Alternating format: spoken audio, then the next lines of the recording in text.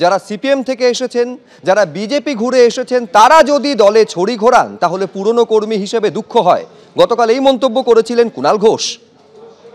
আমাদের যারা সিনিয়র তাদের সম্মান দিয়ে চলতে হবে। যারা অন্য দল থেকে আসছে, সিপিএম থেকে আসছে, দুদিন বিজেপি ঘুরে আসছে, তারা যদি এসে ছড়ি ঘুরিয়ে জ্ঞান দিতে আরম্ভ করে তাহলে পুরনো কর্মীদের দুঃখ হয়। কাজ হলে একটা কাজ খারাপ, খারাপটাকে খারাপ বলতে হবে। খারাপটাকে আমরা খারাপ বলি, খারাপটাকে যদি খারাপ না বলা হয় তাহলে সেটাকে শুধরে নিয়ে ভালো করা যাবে না, তাই তো? তাহলে ৯৯টা হচ্ছে ভালো, একটা হচ্ছে খারাপ বা অসম্পূর্ণ বা জটিলতা বা সমস্যা। কিন্তু আমরা এই খারাপগুলো সংশোধনটাও মমতা ব্যানার্জির নেতৃত্বে, অভিষেক ব্যানার্জির সেনাপতিত্বে তৃণমূল কংগ্রেস পরিবার এটা এইভাবে এগিয়ে চলেছে। দল করবেন কিন্তু উপদল করবেন না, উপদল করা চলবে না, ঔদ্ধত্যের জন্যই উপদলীয় বিষয়গুলি তৈরি হয়, এই মন্তব্য করছেন শশী পাঁজা। নারী ও শিশু কল্যাণ মন্ত্রী শশী পাঁজা আরো বলছেন, দল দেখবে, দলের শৃঙ্খলা রক্ষা কমিটি আছে তার জন্য। দল আমার ঊর্ধ্বে, আমি দলের ঊর্ধ্বে নই। সুতরাং সেইখানে ঔদ্ধত্য আচরণ এবং দলের মধ্যে উপদল, একটি নির্দিষ্ট ঘোষিত দলের অনুমোদিত বিজয়া সম্মেলন যখন হয় একটা বিধানসভা কেন্দ্রে, তার একটা ঔদ্ধত্য থাকে যে পাশে আরেকটা উপদলীয় একটি বিজয়া সম্মেলন করে। আগামী দিনে দল এটা ডিসিপ্লিনারি কমিটিতে দেখবে, এই বিশ্বাস এবং আস্থা রাখে। এক মাসের ব্যবধানে বালি পাচার মামলার তদন্তে রাজ্যের বিভিন্ন জায়গায় ফের সক্রিয়তা দেখা যাচ্ছে। আজকে সকাল থেকে এনফোর্সমেন্ট ডিরেক্টরেট আসানসোলে দুটি জায়গায় তল্লাশি চালানো হচ্ছে। মনীষ বাগারিয়ার, ব্যবসায়ী মনীষ বাগারিয়ার অফিসে এবং বাড়িতে। অফিস এবং বাড়ি, এই অফিস থেকে কিছুক্ষণ আগে টাকা গোনার মেশিন বাড়িতে নিয়ে গিয়েছে এনফোর্সমেন্ট ডিরেক্টরেটের আধিকারিকরা। আমি আরো বিস্তারিত এই নিয়ে জানবো। দুই প্রতিনিধি সরাসরি আমাদের সঙ্গে রয়েছেন।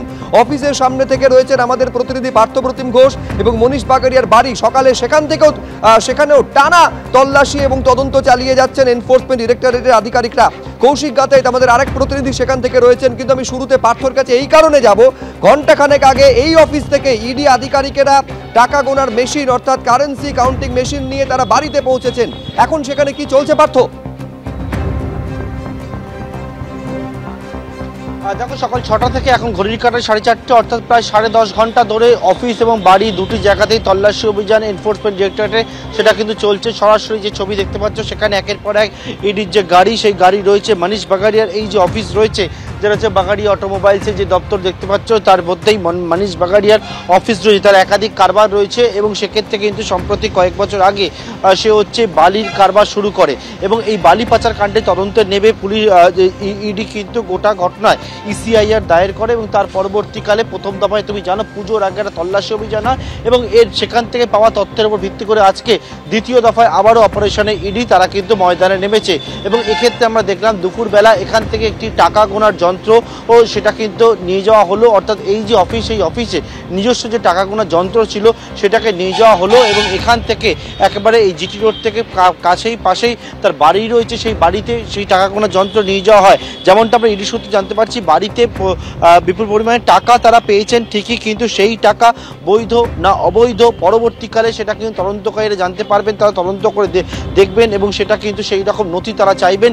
তবে যে টাকা রয়েছে, কতটা রয়েছে, কি পরিমাণে টাকা, সেটা জানার জন্য অফিসের যে যন্ত্র ছিল কারেন্সি কাউন্টিং মেশিন সেটাকে নিয়ে যাওয়া হয়েছে এবং বাড়িতে সেই টাকা কোনো একদিকে যেমন কাজ চলছে, পাশাপাশি বিভিন্ন নথিপত্র সেই সবটা মিলিয়ে দেখার কাজ চলছে। মূলত এই যে বৈধ কাগজ দেখিয়ে অবৈধ বালি কারবার, সেটার কিন্তু অভিযোগ এবং সেই অভিযোগে তদন্তে আজকে ইডি তারা নেমেছে এবং মূলত যে বালি তোলা হয় বিভিন্ন জায়গা থেকে এবং সেই বালি তোলার পরবর্তীকালে যে হিসেব দেখানো হয় সেখানে কিন্তু গভর্নমেন্ট ফিনান্সিয়াল যে বিষয় সেটা কিন্তু কিন্তু খোঁজার চেষ্টা করছেন তদন্তকারী আধিকারিকরা। সিন্ডিকেটের পিছনে কারা কারা রয়েছে সেটা জানার চেষ্টা করছেন আধিকারিকরা।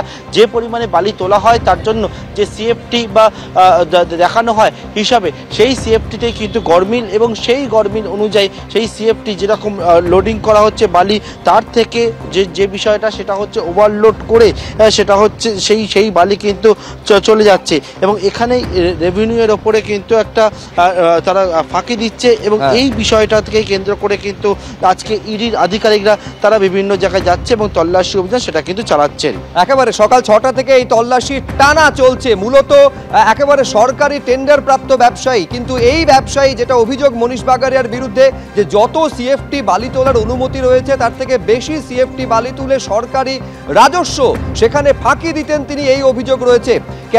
কারেন্সি কাউন্টিং মেশিন নিয়ে যাওয়া হয়েছে, টাকা পাওয়া গিয়েছে বলে খবর পাওয়া যাচ্ছে, কিন্তু সেই টাকা বৈধ কিনা সেইটা এবার খতিয়ে দেখার চেষ্টা করবেন তদন্তকারী আধিকারিকেরা।